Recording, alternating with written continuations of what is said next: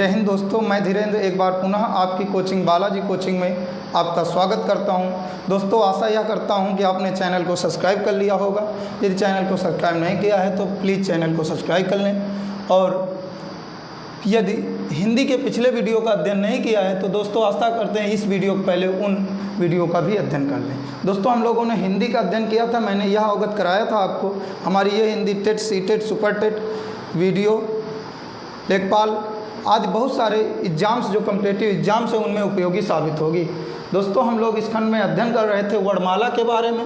वर्णमाला के बारे में व्यंजन और स्वरों का अध्ययन हम लोग कर चुके थे। चलिए आगे बढ़ते हैं और आगे अध्ययन करते हैं। दोस्तों, आज हम उच्छिप्त व्यंजन यानी उच्छिप्त वर्ण यानी द्विगुण व्यंजन आज के बारे में अध्ययन करेंगे। ये कौन से वर्ण होते हैं, ये नया शब्द कौन सा है, उच्छिप्त व्यंजन। उच्छिप्त वर्ण कौन से होते हैं? उच्छिप्त व्यंजन या उच्छिप्त वर्ण वे व्यंजन होते हैं जिनके उच्चारण करते समय हमारी जिह्वा मूर्धा को स्पर्श करती है और तुरंत नीचे आ जाती है। मूर्धा यानी तालु के पिछले भाग को जीवा टच करती है और तुरंत ही नीचे आ जाती है। ऐसे व्यंजनों को उच्छिप्त व्यंजन कहते हैं। और ये दो व्यंजन यहाँ पर माने गए हैं जिसे आप डा और ढा के नाम से बोलते हैं। डा और ढा के नाम से आपने देखा होगा। डा और ढा व्यंजन ये उच्छिप्त व्यंजन है क्योंकि इनके उच्चारण करते समय हमारी जीवा मूर्धा यानी तालु के पिछले भाग को टच करती है और टच करके स्पर्श करके तुरंत नीचे आ जाती है, इसलिए इन्हें उच्छिप्त व्यंजन अर्थात द्विगुण व्यंजन भी कहा जाता है। दोस्तों, इनके लिखने से संबंधित प्रमुख नियम होते हैं जिनमें हम प्रायः गलती कर बैठते हैं हिंदी में। जैसे कि पहला नियम होता है, यदि कोई शब्द इन व्यंजनों से स्टार्ट होता है, यदि कोई शब्द इन्हीं व्यंजनों से स्टार्ट होता है, शुरू होता है, जैसे डमरू, ढक्कन, ढपली, डमडम, यदि कोई भी शब्द इन्हीं व्यंजनों से स्टार्ट होता है, उच्छिप्त व्यंजनों से स्टार्ट होता है, तब हम इन व्यंजनों के नीचे बिंदी नहीं लगाते हैं, बिंदी का यूज नहीं करते हैं इनके नीचे, यदि कोई शब्द इनसे स्टार्ट होता है। पहला नियम हमने बताया, यदि कोई भी शब्द इन्हीं व्यंजनों से स्टार्ट हो तो अगर शुरू होता है तो हम इन व्यंजनों के नीचे बिंदु का प्रयोग नहीं करते, बिंदी का प्रयोग नहीं करते हैं। दूसरा नियम हम बताएंगे आपको। दूसरा नियम, यदि किसी भी शब्द में, किसी भी वर्ण में ये वर्ण बीच में आ जाते हैं। दूसरा हम बताएंगे कि जैसे कोई भी शब्द ऐसा आता है जिसके मध्य में उच्छिप्त व्यंजन आता है, जैसे यहाँ डा आया हुआ है, और खंडित, पंडित, मंडल,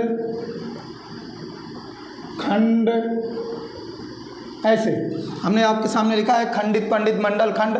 ये शब्द जितने भी हैं इनके मध्य में इन वर्णों का प्रयोग हुआ है, उच्छिप्त वर्णों का प्रयोग हुआ है। इनके मध्य में हुआ तो है, परंतु यदि इनके पहले जो व्यंजन आए वह व्यंजन आधा व्यंजन हो। यदि इनके पहले आया हुआ व्यंजन आधा व्यंजन हो, हलंत वाला व्यंजन हो, आधा व्यंजन हो, तो दोस्तों हम इनके नीचे बिंदी का प्रयोग नहीं करते हैं। दोस्तों, यदि इन का यूज किसी भी शब्द के मध्य में हुआ हो, डा और, चलिए आगे देखते हैं दोस्तों। आगे हम अध्ययन करेंगे रकार, रेफ या रा का प्रयोग क्या होता है। देखिए व्यंजनों में क्या होता है। जैसे ये का बना हुआ है, ये का बना हुआ है का हलंत से, और इसमें आ, यानी अगर हम आ हटा देते तो ये वाला का बचता है। ऐसा ही होता है। ये हलंत का मतलब है आधा व्यंजन। आधा व्यंजन कह सकते हैं, हम कह सकते हैं, प्राय कह सकते हैं, परंतु ये हलंत का प्रयोग जैसे टा वाली लाइन है, टा वर्ग जिसे हमने बोला था, टा वर्ग में हम आधा कैसे लिखेंगे?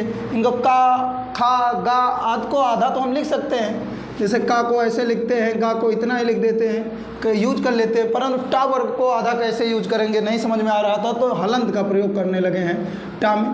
यही चीज़ें होती हैं दोस्तों। तो ये रा जो होता है, रा क्या है? ये आधा रा है, और आधा रा के लिए हम देखते हैं क्या होता है आधा रा। तो आधा रा के लिए हम देखते हैं, क्या आपको मालूम है कि जैसे एक शब्द लिखा हुआ है ट्रक, क्या लिखा है? ट्रक। एक लिखा हुआ है ट्रेन, एक लिखा हुआ है ड्राइवर, एक लिखा हुआ है आपका पर्व, एक लिखा हुआ है कर्म, एक लिखा हुआ है क्रम, एक लिखा हुआ है प्रकाश, ये शब्द लिखे हुए हैं, इनमें कहाँ पर कैसा रा लगा हुआ है और लिखा हुआ है जैसे ग्रह, ये हमने देखा होगा। बहुत सारे शब्द ऐसे देखे होंगे जिनका यूज ऐसे देखा होगा, कहाँ पर कैसे रा है, हमें बता दिया जाता है कि यहाँ रा का प्रयोग हुआ है, परंतु हम आज इन्हीं का अध्ययन करेंगे कैसे कौन सा रा का प्रयोग होता है। तो इनसे संबंधित पहला नियम यह कहता है, पहला नियम ये कहा जाता है कि एक पहला नियम यह है कि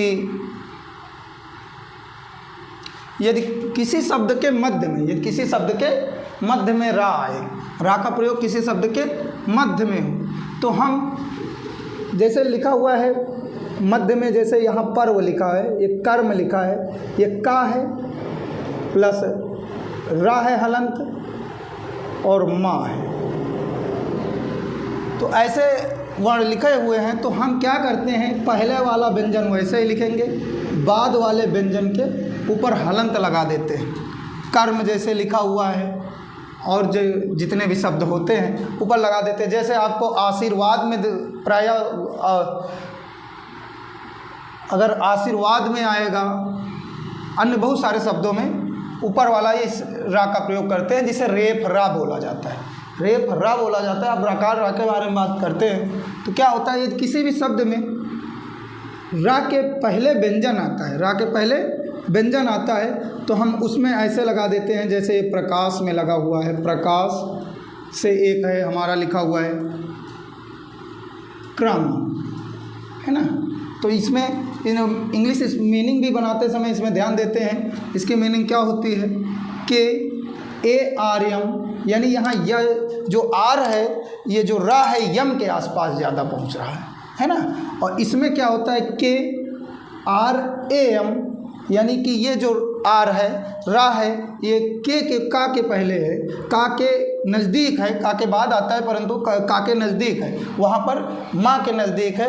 ऐसे ही होता है, यानी कि यदि किसी शब्द में ये जो रा का प्रयोग मध्य में होता है, रा का प्रयोग, आधे रा का प्रयोग मध्य में होता है, तो हम बाद वाले व्यंजन में रेफ रा का प्रयोग करते हैं। यदि किसी शब्द में रा का प्रयोग होता है, उससे पहले कोई व्यंजन आता है, तो इस प्रकार से हम क्रम और प्रकाश पर आज लगा देते हैं। तो ये वाला ट्रक और ट्रेन का यूज कैसे हुआ है, ड्राइवर कहाँ से बना हुआ है, तो ये जो टा वर्ग होता है, टा वर्ग में रा तो लगाया नहीं जा सकता है, तो टा वर्ग के लिए ये बनाया गया है ट्रा। जैसे आप ट्रैक्टर वाला रा बोला करते थे, ट्रा और ड्रा, इस तरह से, है ना। ट्रेन, ड्राइवर, ड्रोन आदि शब्द तैयार कर लिए जाते हैं। ऐसे दोस्तों प्रायः हम देखते हैं। आशा करते हैं आपको राकार रा के बारे में समझ में आ रहा होगा, रेफ रा के बारे में भी समझ में आ रहा होगा, ये आधा रा का प्रयोग कैसे करते हैं। और आप ये तो जानते हैं गृह क्या है, गृह के बारे में तो ये तो मात्रा है, ऋषि ऋषि की मात्रा है। और ये गृह बना हुआ है कैसे, तो ये जो ग्रह बना हुआ है, ग्रह, इसके बारे में अगर हम देखेंगे दोस्तों कि ग्रह कैसे बना हुआ है, तो ये जो ग्रह है कहाँ से आया हुआ है, इसके बारे में देखते हैं। ये ग्रह लिखा हुआ है, ये लिखा हुआ है गृह, इसमें अंतर होता है, हमने प्रायः देखा है। अब प्रायः देखा है ज़्यादातर जानकार लोगों के भी द्वारा उच्चारण गलत किया जाता है। चलिए, बिना पढ़े लिखे लोग जो उच्चारण गलत करते हैं तो कोई दुख नहीं होता है, परंतु हमने देखा है प्रायः बहुत विशेष जगह पर देखा है कि कुछ जानकार लोगों द्वारा भी गलत उच्चारण किया जाता है। जैसे कि ग्रह, ये रा है, और ये गृह जो है ये क्या है, एक मात्रा है, ऋषि ऋषि की मात्रा है। और मैंने बताया था ऋषि ऋषि की मात्रा रा और हलंत रा है, और इसमें ई की मात्रा लगी हुई है, ये मात्रा ही री की मात्रा है दोस्तों। परंतु मैंने देखा है कि इसको गलत उच्चारण किया जाता है, इसे पढ़ा जाता है गृह और लोग पढ़ते हैं ग्रह, और ये तो ग्राह्य है, तो ये गृह ही से पढ़ा जाता है। और इसकी स्पेलिंग अगर मीनिंग बनाएंगे हम, मीनिंग बनाएंगे GRI, यानी RI से बनता है, यानी कि इसमें ई मिला हुआ है, रा में ई मिली हुई है ना। तो इसीलिए इसमें हम लोग गृह ही पढ़ेंगे। मृग नहीं होता है, मृग नहीं होता है, मृग होता है, अन्य इसी प्रकार गृह होता है, ऐसा होता है। ये मात्रा है और ये आधा रा है। इसके अंतर को आप चलिए आगे देखते हैं। आज हम अध्ययन करेंगे तत्सम स्वर क्या है, तत्सम स्वर क्या होते हैं दोस्तों। तत्सम स्वरों के बारे में आपने सुना है कि तत्सम स्वर क्या होते हैं दोस्तों। जो री है इसे हमने अशुद्ध स्वर माना था, इसे तत्सम स्वर कहते हैं। जो ये री है, री से ऋषि, इसे तत्सम स्वर कहते हैं। पेपर में आया हुआ क्वेश्चन है, कुछ हम रिवीजन करेंगे। तो तत्सम स्वर क्या है? इसे री को तत्सम स्वर कहते हैं, हमने इसे अशुद्ध स्वर भी माना था, है ना। तो ये तत्सम स्वर है, क्यों? क्योंकि इसे तत्सम शब्दों में प्रयोग करते हैं। जैसे ग्रह, ग्रह है, गृह जिसे हमने बताया था पिछले वीडियो में, इसे गृह पढ़ते हैं। तो गृह उच्चारण इसका गृह में करते हैं। तो गृह क्या है? ये तत्सम है। इसका तद्भव अगर हम बताएंगे तो घर होता है ना। तो इस प्रकार जो इसका प्रयोग जहां जहां भी होता है तत्सम शब्दों में केवल प्रयोग होता है। तो अतः इसे तत्सम स्वर कहते हैं। आगे है आगत या गृहीत स्वर। क्या है आगत या गृहीत स्वर? क्या है दोस्तों? आशा करते आपको आता ही होगा, यदि आता है तो आप कमेंट करके बताएं। नहीं तो आगत या गृहीत स्वर क्या है? आगत या गृहीत स्वर आपने ऐसा ही देखा होगा, ये देखा होगा आपने, आ जो होता है इसे गृहीत या आगत स्वर कहा गया है। गृहीत या आगत स्वर कहा गया है इसे। और आगत या गृहीत स्वर का मतलब हुआ कि ये अंग्रेजी भाषा से आया हुआ है। कहाँ से आया हुआ है? अंग्रेजी भाषा से आया हुआ है। इसका उच्चारण यदि आप नहीं कर पाते हैं तो हम बताएं, या आ और ओ के मध्य की ध्वनि, आ भी है, ओ है, इसके मध्य में इसे पढ़ते हैं ओ, ओ, ओ, जो, जो, जो, जो, जो। ऐसे बहुत सारे शब्द आपको मिलेंगे। तो इसे इसीलिए आगत या गृहीत स्वरों में रखा गया है दोस्तों। चलिए आगे देखते हैं दोस्तों।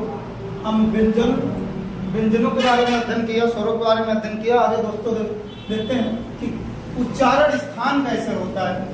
कंठ व्यंजन के अंतर्गत कौन कौन से रखे गए हैं? का वर्ग और हा को रखा गया है। किसको रखा गया? का वर्ग को और हा को रखा गया है। ऐसा क्या होता है कि ये उच्चारण स्थान क्या होते हैं, थोड़ी सी चर्चा इसके बारे में हम करेंगे। कि उच्चारण स्थान वे अंग होते हैं प्राय जहां हम उच्चारण करते समय इन व्यंजनों का, इन वर्णों का उच्चारण करते समय हमारी जीवा उस अंग को स्पर्श करती है। जैसे का, खा, गा, का वर्ग जितना है कर्ण से उच्चारित होते हैं और हाथ मिलाया गया है। तालव्य व्यंजन तालु से उच्चारित होते हैं, जीवा तालु को टच करती है, स्पर्श करती है, तो चा वर्ग को उसमें रखा गया है। मूर्धन व्यंजन मूर्धा को स्पर्श करते हैं, टा, ठा, तो इसीलिए इन्हें मूर्धन व्यंजन कहा गया है।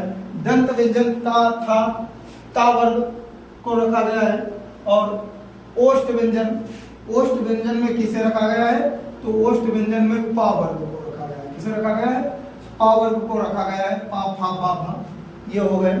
और नासिक व्यंजन, ये अंगा, इया, अड़ा, यन, ना, मा, जो ये वर्ण है इन्हें नासिक व्यंजन कहते हैं। दोस्तों इनका एक उच्चारण स्थान के हिसाब से ऐसे हम बांट सकते हैं कि इस हिसाब से इनका उच्चारण करते समय हमारी जीवा इन अंगों को स्पर्श करती है। हमारी जीवा जिन अंगों को स्पर्श करती है उसी के हिसाब से हम कहते हैं कि ये व्यंजन का उच्चारण स्थान ये है। कंठ, कंठ के मतलब होता है गले के मध्य भाग से उच्चारित होते हैं। और तालव्य यानी कि तालु को स्पर्श करती जीवा। मूर्धन यानी मूर्धा यानी तालु के पीछे वाले भाग को स्पर्श करती है। दंत यानी दांतों को स्पर्श करती जीवा। ओष्ठ यानी होठों को। नासिक मतलब नाक से ऐसा उच्चारित होते हैं, नाक की मदद से इनका उच्चारण किया जाता है। ऐसा हम समझ रहे हैं, आपको समझ में आ रहा होगा। चलिए आगे देखते हैं दोस्तों, मिलेंगे नेक्स्ट वीडियो में, तब तक के लिए जय।